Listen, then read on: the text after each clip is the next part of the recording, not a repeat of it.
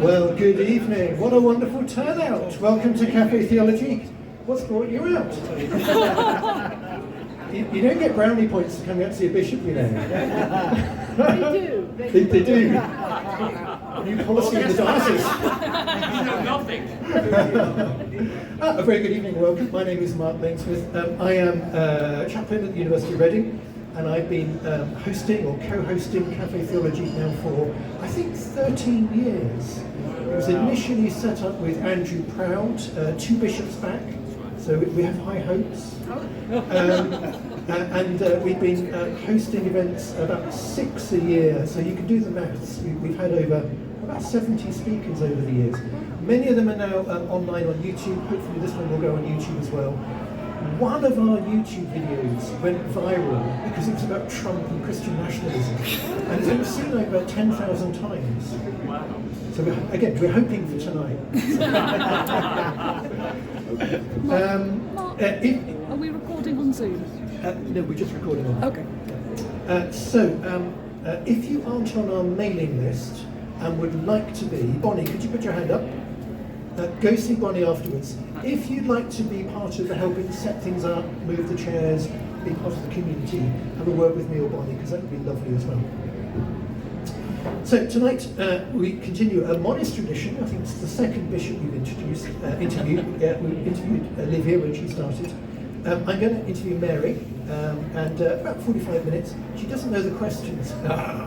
And then I'm going to open it out to you to ask questions, and we've got a roving mic, so feel very free to do that. We'll aim to finish on the dot by 9 o'clock. So could we share a big warm welcome to Bishop Mary? So we'll try and keep this not as a job interview. Okay. I've had one of those, thank you. So, very easy. I think you did quite well, didn't you? How should we address you? I'm really happy to be called Mary. I know that some people like to call me Bishop Mary, that's fine as well, but Mary is my name. So call me Mary. Thank you. We're going to do this kind of biographically, so this is your life moment. Right. Tell us about your family and where you grew up. So I grew up in rural Leicestershire and then Lincolnshire, and I am the youngest of 3 girls. My poor dad, he had a demanding household, shall we say. Grew up being taken to the village church, grew up with Book of Common Prayer Evensong, which I actually still really love. I love the poetry of the service. And, you know, really always belonged to the church, but found my own faith when I was about 13. And one of my school friends invited me to her Baptist church youth group for Lent. They had a kind of a guest Lent. And I went along and heard the gospel expressed in ways that I never heard it before, in terms of a choice that I could make, a decision that I could make about whether or not this was going to be my faith as well as my inherited faith. And I've still got a little notebook in which I wrote to kind of make my own commitment. And then at the end of that Lent course, the youth group did a little service, the evening service in the Baptist church, and I preached my very first sermon. It was amazing, really. I've still got the sermon as well, and I found it very moving, actually, kind of listening to the 13-year-old me and what I wanted to say at that stage. It was about the parable of the talents. Do you remember what you said? I don't remember in detail what I said, but I do remember that after I preached my sermon, the Baptist minister decided he would preach a second sermon. and what Mary meant to say. And what he said was that when we go to heaven, the thing that we really want is to hear God say, "Well done, good and faithful servant." And in the car on the way home, my dad, who died 12 years ago, lovely Christian man, who didn't very often express what he felt. This was really unusual, and that's why I remembered it. He said to me, actually, when I go to heaven, I just want to see my mum. And years after that, in 2013 at his funeral, I gave the tribute, the eulogy. And I remember recounting that story because it was so unusual for him to be vulnerable in that way, I suppose. So anyway. Do you think your sermon enabled that to happen? Yeah, maybe it did. I mean, I think I was really fortunate in my parents, and they were always such encouragers, cheered me on. And I really want to be an encourager of other people because I know the difference that makes. My dad in particular thought I could do anything, so, I mean, I couldn't. He was a maths teacher and I couldn't do maths, so that's... Tell us about school. Teacher's pet or cigarette behind the lectures? I would love to say cigarette behind the lectures, but that would not be true. I'm afraid I really love school. I feel embarrassed, and I kind of really like studying, and so it was a good experience. It was a girls' grammar school in Lincolnshire, and because it was still a grammar school system, they still taught Latin and Greek, and so I did Latin and Greek A levels, and I mean so useful for life in the modern world. You talked to me about faith, so you grew up with BCP as a child. Just in your blood? You just relaxed with that, and that wasn't problematic in any way? No, I just loved it. My first degree was in English literature, so I really love poetry. I really love what words can do. And still to this day, I just find words so exciting. I love preaching for that reason. And so BCP was kind of like meat and drink to me. And another bit of a chapter of my faith as a child, the church in Lincolnshire, in the village where we lived, was always unlocked all the time. So you could go in any time, day or night, it would be open. And one day, and I don't know why now, I went into the church and I went right up into the chancel and stood between the choir stalls. And I'm not sure whether I can say that I heard a voice, but I certainly felt a voice saying to me, "This is where you belong." And I knew it didn't mean that church. It wasn't that I belonged in that particular building, but that was really where my sense of call came from. From that moment I was maybe 14. I knew this is what I would do eventually. And that was way before women were accepted for ordination as priests. Yeah, a long time before. 10 or 12 years before. And that didn't occur as a sort of obstacle? Not really. I mean, I know everyone's different, but for me, I went to university, and I could have gone for ordination then as a deacon, which is all women could be, because this was 92. But I decided that I needed a bit more life experience. It felt important for me that I kind of had lived a bit, because I had a really sheltered life, lovely family life. Education was easy, university was pretty easy because I went along to the chaplaincy, so I decided to join the prison service. We'll come to that in a minute. Okay. All these questions I've got, and they're like, come back to so there was a conversion experience of some kind there. Something needed to rearrange itself within you at some point as a child. It did, and I think I'm the youngest child. 2 amazing big sisters, big personalities, and I think there was a sense of needing to establish my own identity, needing to understand who I was in this world of faith. So I would say it was a conversion of sorts. I remember feeling incredibly moved that this would be a choice set before me. And I remember, thinking, it was a very private thing. I didn't really talk to my family about it, but I knew there was a decision that I wanted to make. And it did transform my faith in lots of ways, I think. You mentioned university. You went to Birmingham, I think. Tell us a bit about your university experience. Students, listen up. I think you loved it, didn't you? English literature, was it? it was English literature with a bit of theology on the side, so it was mainly English literature. I did really love it. I had quite a tussle with myself where to go. I was offered a place at Cambridge, and I turned it down, which made my head teacher furious. And I turned it down because I know what I'm like. I know that I work really hard, and I thought if I went to Cambridge, that's what I'll do. I'll just work really hard. Whereas at Birmingham, I could work hard, and I was also part of the university choir and the chaplaincy. I worshipped in a local church. I was part of community aid. And I just feel I had a much wider experience. It's just knowing my own personality and knowing that if I went to Cambridge, I would just work. And I wanted a bit of a broader experience than that.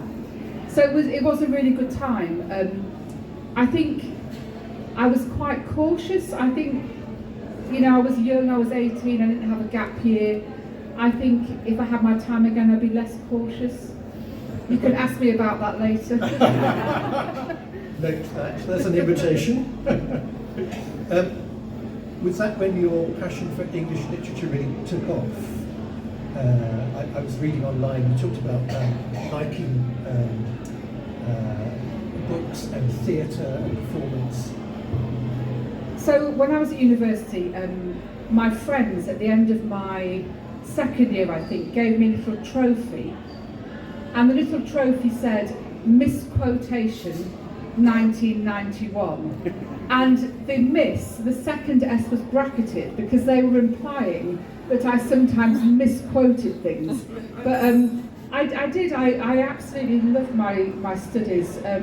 Because Birmingham were obviously really near Stratford, we had the whole of the summer term just doing Shakespeare, and had a week in Stratford where we went to all the plays and met the actors. I mean, it was wonderful, really. And I know, really, perhaps it's not a very purposeful degree in as much as it wasn't really going to lead, it wasn't vocational, but it's given me riches that I still draw on now, and literature is still a really big part of my life. I read and read and read, yeah. Top couple of novels? Okay, my top novel, it's dark though, and a bit dystopian, but I really recommend it. It was the Booker Prize winner 2 years ago, Prophet Song by Paul Lynch. And it's an absolutely genius book. I've got a thumbs up, thank you, from the background. Excellent choice.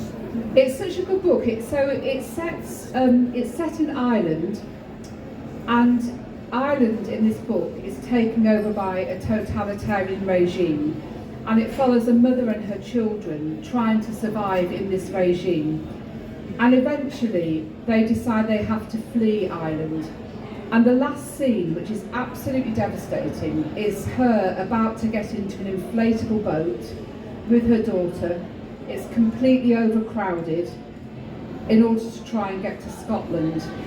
And the genius of the book is that it's telling the story of Syrians or people from Afghanistan, but telling it about somebody who looks like me, in an attempt to make me emotionally engage with the story. I mean, I really commend it to you, and there's a line in the book which I think is brilliant. He writes, the end of the world is always local. And it just strikes me as true. The end of the world is always local. So that's a really, really good book. I also read this year's Booker Prize winner, Orbital, which is really, really short, and it's about astronauts in the International Space Centre. But it's effectively a love letter to planet Earth. I don't know if people have read it. Yeah. It's so beautiful. It's like a poem, really. And because my last job was in reconciliation, I particularly love the writing about the fact that from space, Earth has no borders. There are no borders in space. You just see this beautiful planet, and that's all that you see. So those would be my two current top tips. You heard it here. How did you end up in prison? I did 10 years and I can still do a wrist lock, Mark. I'm just saying in case the questions get too much.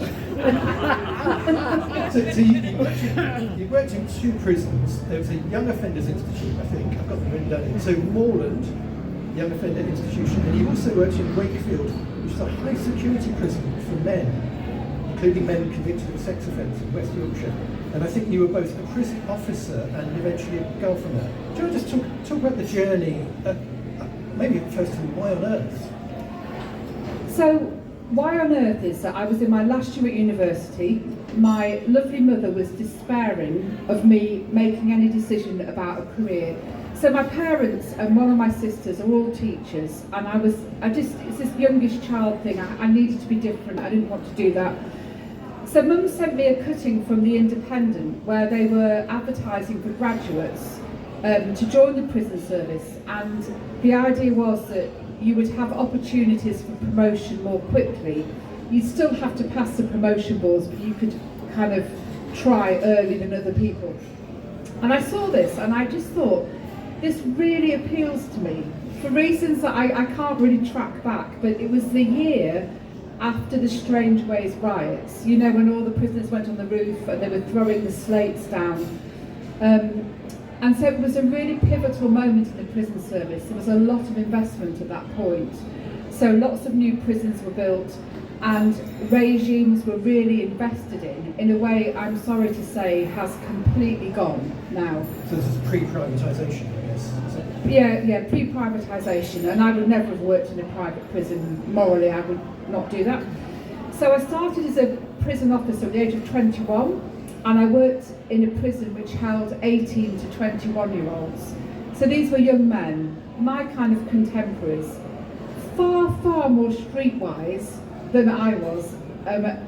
And I often say to people that I've done 3 years of English literature. In 3 weeks on the landings, I learned more vocabulary, none of which I will repeat to you. But it was I don't know, I think it was a lot for me. I'd had such a sheltered life. I worked with some absolutely amazing staff. It was South Yorkshire, so mainly ex-coal miners because the mines had all closed. Quite a few ex-soldiers. And to their eternal credit, really, they really had my back, because I did make some mistakes in my first few weeks, like not properly locking a cell door, for example, which is kind of fundamental when you're a prison officer. And they really had my back, and actually I went back to that prison eventually as governor, and some of the people who had had my backs when I was a prison officer were still there. And again, to their credit, they responded to that really well. And I'm still in touch with lots of them, and when I see them they still call me Gov, and I really like that. So that was my first prison. Then I went to Ramby in Nottinghamshire, which is kind of like medium secure, also men, and that was really out of control, that prison, because there was just a fence, and so drugs were thrown over the fence, and prisoners would pick them up and then they would sell the drugs, and there were timed turf wars, so that was quite a difficult posting. And then I went to prison service headquarters, and I don't know whether any of you remember, there was a big scandal about women prisoners who were pregnant and in labour, and they were still handcuffed to staff. I mean, just appalling. And I worked for the Director of Security at that time, when that story broke, and I rewrote the legislation which said that once a medical member of staff had confirmed the woman was in labour, the cuffs should come off. And I had to go and brief the then Home Secretary on the way in which we proposed the policy to change. It was Michael Howard. And this is absolutely true. I briefed him on the change in policy, and he said, that's all very well, but how will it be reported in the Daily Mail tomorrow? That was literally his response. Not, is this right or is this wrong, but how will the Daily Mail report it? And I was very young and naive, and so I was like 24, and so I said to him, well, that's not the point, is it? And the next day, his policy advisor just wrote me a one-liner, which I've still got, saying, "You were surprisingly bold," which I take to be a compliment. And then from there, I went to Wakefield, and Wakefield is maximum security, 700 men convicted of the worst offences, so serial rapists, terrible, I'm sorry if this is triggering, terrible child abuse cases, serial killers, and I did 4 years there. First in charge of a wing of 120, and then I was in charge of security for the prison. And it was tough, it was really tough, Wakefield. Did you never feel intimidated? They really tried to intimidate me. So on the very first day when I was on the wing, I was in my office. I had an office as a wing governor, and the door opened and a prisoner walked in, and he said, "I'm Jeremy Bamber." And some of you will know Jeremy Bamber. He killed his adoptive parents, his sister and her twins. And although this is really unlike me, when he walked into my office and said, "I'm Jeremy Bamber," I did say to him, "Well, I'm the governor. If you want to speak to me, go out, knock and wait."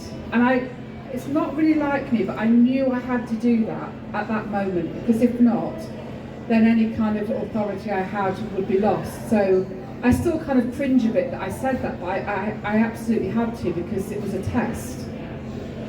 And there was another occasion where there was a man who had been convicted of, I think, 8 or 9 rapes in London, really physically very big, bodybuilder, went to the gym in the prison all the time. His father died, and my job as wing governor was to tell him. My male colleagues, they would absolutely have told him. And my staff were really nervous, and they said, you can't tell him. If you tell him, he'll attack you. And I said, I've got to tell him, it's my job, and if I don't do my job, then why am I here? So my office had an adjoining door to a bigger office, and in this office were 6 prison officers in full riot gear, and the door was shut, and I was in my little office, and the prisoner came in, and I told him, and nothing happened. He didn't attack me, but it was so important for me as a woman in that job to do the job. The context is that when I joined the prison service, women had only been allowed to work in men's prisons for 2 years, so there were hardly any female staff in male prisons. And a lot of the prison officers, they really didn't like it. They didn't want us there at all.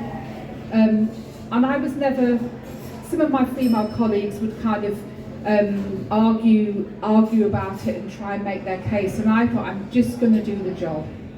And then people can judge me, but I'm just going to do the job. And it stood me in good stead for the Church of England. Did you meet any prisoners after their sentences, or after they completed their sentences? Not really, because I always worked in really long-term prisons, and so some of the men I work with are still inside. Some of them will never be released. Yeah. Sorry, the microphone's a bit rubbish. Top speaker. You mentioned ordination earlier. Tell us about the sort of the responding to the call to ordination, how that came about. So the call definitely preceded the prison service, and joining the prison service was me trying to kind of just live a bit more, really, and I did that. I mean, it was challenging, and kind of culturally. At university, I've been surrounded by all these Christians. In the prison service, not so much, really. And I was kind of exposed to a culture that I'd never experienced before. I think that was a good thing, but it wasn't an easy thing. But when I'd done about 10 years in prison, I just thought, it's now, I need to do this now, if other people agree. I don't think I could have done much longer in prison without it starting to affect me and making me cynical. I like to think, I think it's true that I'm really not cynical about human nature, but being around really dark side of humanity, after a while it takes its toll on you, I would say. And it was sort of in the course of that, I also had a time at the Maze prison in Northern Ireland, just pre-Good Friday agreement, and that was so sobering. I think I knew it was time to move on. So I was a reader. I was a reader in church for 3 or 4 years. Loved that. I loved preaching. I've already said that. And that was kind of a test to see, is it this or is it actually ordination? And it became clear that it was to ordination. So off to Durham to train? Yeah, off to Durham to train. 3 very happy years. So I did a BA and then I did a third year to do an MA. Had a really happy time in the North East. I had some really interesting placements, because when you're at Vicar's School, you also have placements locally. And I did one placement in a parish in the Trimdens, where Tony Blair has his constituency, and he was Prime Minister at the time, and his agent, it turned out, went to one of the churches. And as a fairly naive ordinand, I was praying for the firefighters' strike, which was ongoing at the time. And I prayed for a good resolution to the strike. And Tony Blair's agent literally heckled during the prayers. And he said, what she means is that the firefighters would come to their senses. It's the only time I've ever been heckled during the intercession. Curacy, and then you're at Hatfield, I think, as curate, and then you get rector, Kirksandall and Edenthorpe. Can you tell us any stories about that, or was that a fairly uneventful decade, I guess? Well, so great curacy, great training incumbent. He was at my consecration 3 weeks ago tomorrow, actually. I've done 21 days now, have I said that? It's so experienced. My first incumbency was difficult because I inherited a church where there'd been a complete pastoral breakdown. So when I arrived, all the lay leaders had left, and I wasn't able to get into any of the schools in my parish because the reputation of my predecessor was so problematic. I really had to kind of prove to them that I was safe to go in. And the confidence of the congregation was so low. I started in October, and at Christmas a bauble fell from the Christmas tree and shattered into, dozens of pieces. And a lovely lady called Pat, she swept the pieces up into a dustpan, and then she presented me with a dustpan and said, what shall I do with this, Vicar? And I said to her, well, I think probably it needs to go in the bin, Pat, doesn't it? And it's a funny story in some ways, but it was, such was the disintegration of their confidence in a way that was really abusive. She didn't even have the confidence to put the bauble in the bin, because under the last regime she would have been wrong, or she would have been told off. So it was really difficult, and I really think that my job was just to love them. And they were easy to love. They were really blunt South Yorkshire people. So if I did something that they thought was wrong or they didn't agree, they would just tell me. And I really liked that, because they would tell me and then it would be over. There was no simmering resentment. They would just say, you were wrong about that, or that wasn't very good, was it? And then we'd be done and we'd move on. And so I think, my job was just to love them. Yeah. How did you get from there to Coventry? And perhaps tell us about what you were doing at Coventry. I noticed you were wearing the Coventry cross of nails. Yeah. So actually I went from my first incumbency to Leicestershire, where I was incumbent of 7 rural churches. So I'm really glad to be on my patch now, because I've got very rural bits in the area of Berkshire and some really urban bits, so I hope I've got stuff to bring kind of across my patch. But then after my parish in Leicestershire, I went to Coventry Cathedral, and I was canon for the arts and reconciliation. That's quite a combination, isn't it? It's a brilliant combination. So if you've been to Coventry Cathedral, you might know that Coventry Cathedral is full of the most amazing 1950s art. I can see some people have been. And also has this reconciliation ministry following the bombing of the cathedral in the Second World War. But these two ministries, the kind of the arts and reconciliation, were running on parallel tracks. And my job was to bring the two together, to help explore how the arts can serve the process of reconciliation. So how can the arts reveal common ground between people who've been kept apart by difference? How can the arts engage the imagination and the emotions in the process of reconciliation? Because actually, we often try to resolve conflict to the point of intellect and argument. That's often where we think the solution lies. But we're embodied, aren't we? We have emotions and imagination and bodies as well. And that's what the arts do, they engage the rest of us. So you know that advert for Heineken? Heineken reaches the parts that other beers can't reach. That's what the arts do, I think. They reach other parts of us that where argument fails. I think the arts can help us engage on a different level.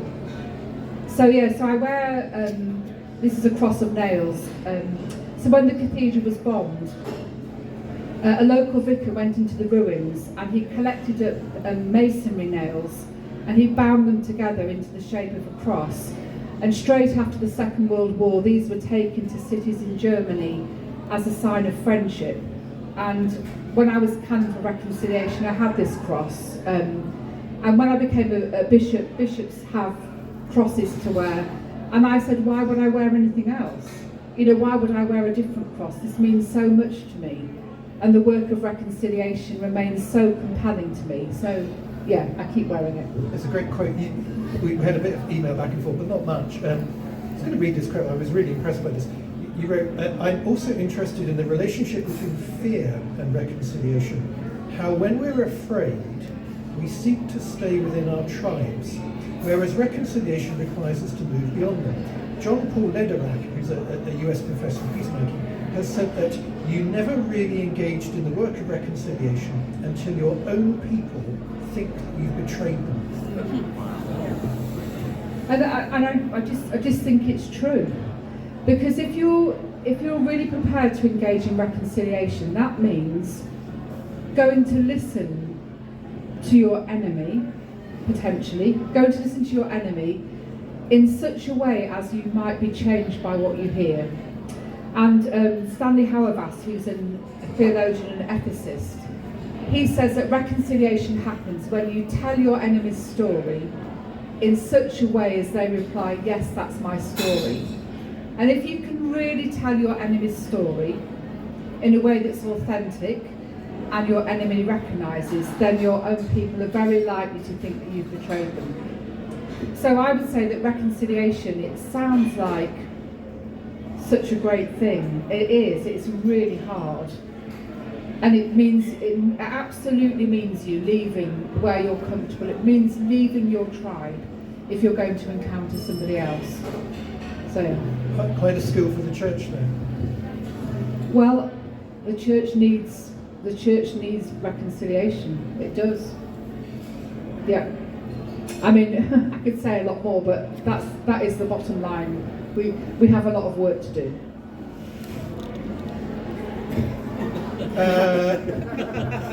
What's the pathway to become bishop? I think I'm interested.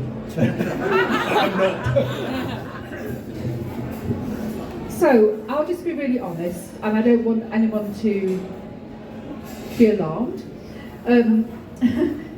But I was on holiday in Croatia with my very good friend Annie, and I'm really disciplined about turning my emails off when I'm on holiday. I just will not look at them, so I delete it off all my devices. Got back to Coventry and put my phone back on, and I had an email from Bishop Stephen to say, could I ring him?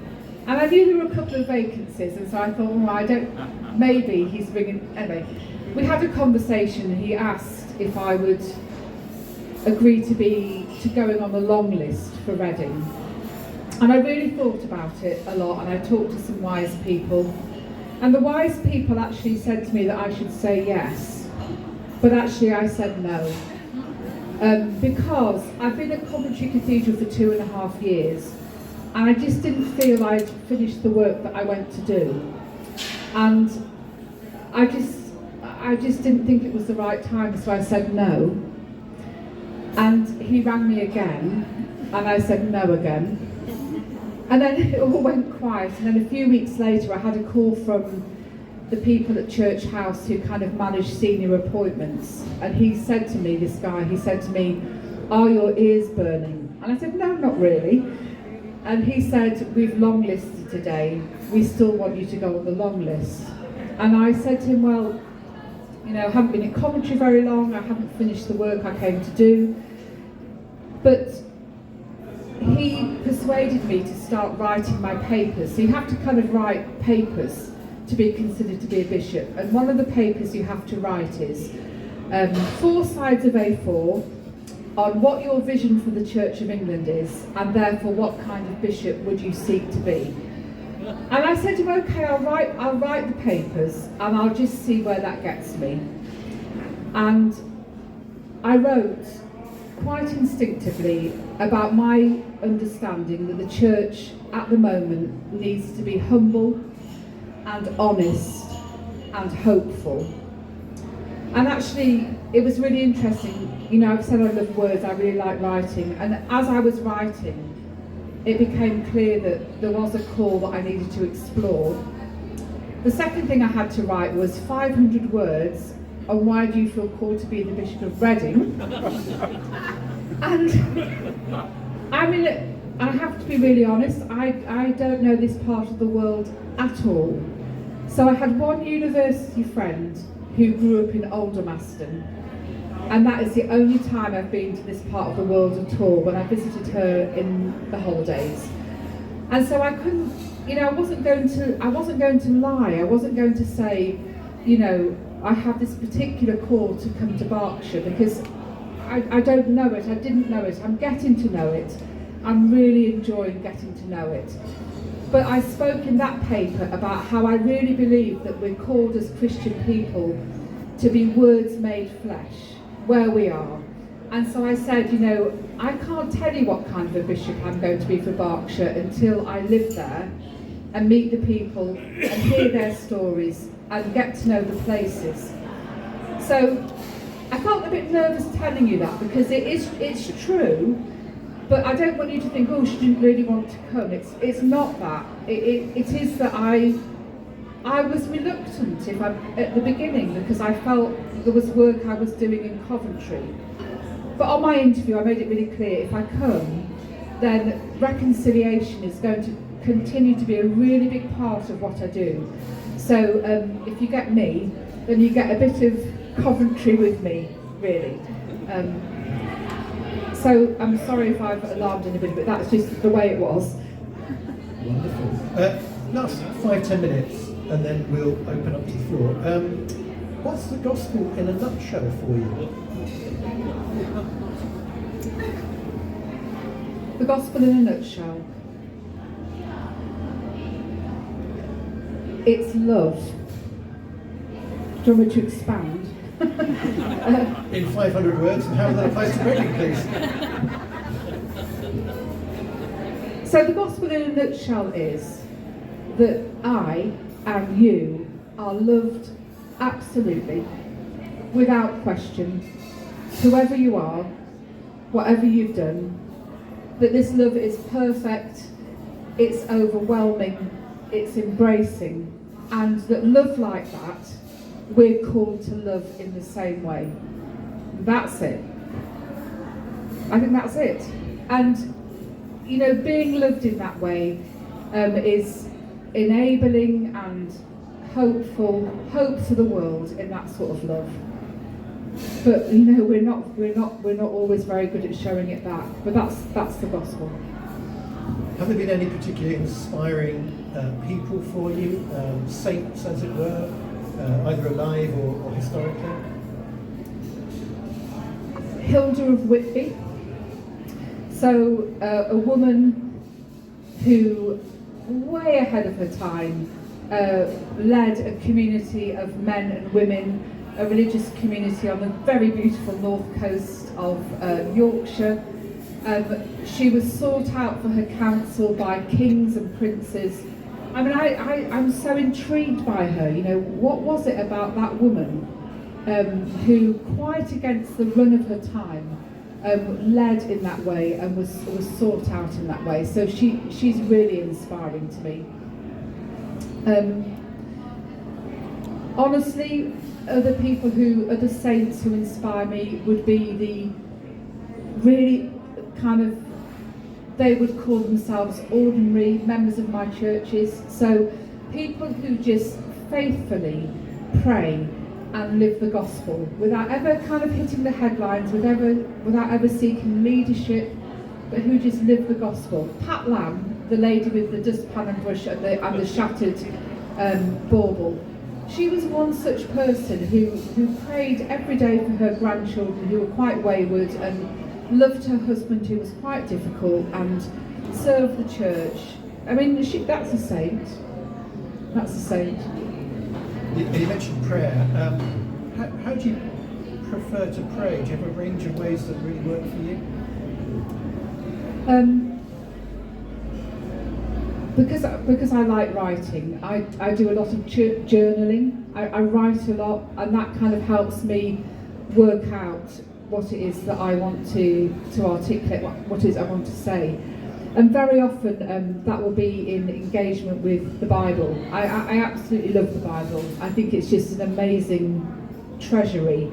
And every day when I read the Bible, I just see something that surprises me, even in passages that are really familiar to me. And I think that's the work of the Spirit. You know, I'm preparing a sermon for Sunday, and I think, I know what this passage is, I know what I'm going to say, and almost always I'm surprised by what it is that actually is revealed to me. So I think kind of, really engaging with scripture, journaling, and I really like Compline, would be my favourite service in night prayer at the end of the day. There's a particularly beautiful version in the New Zealand prayer book that I commend to you. It includes the prayer, what has been done has been done.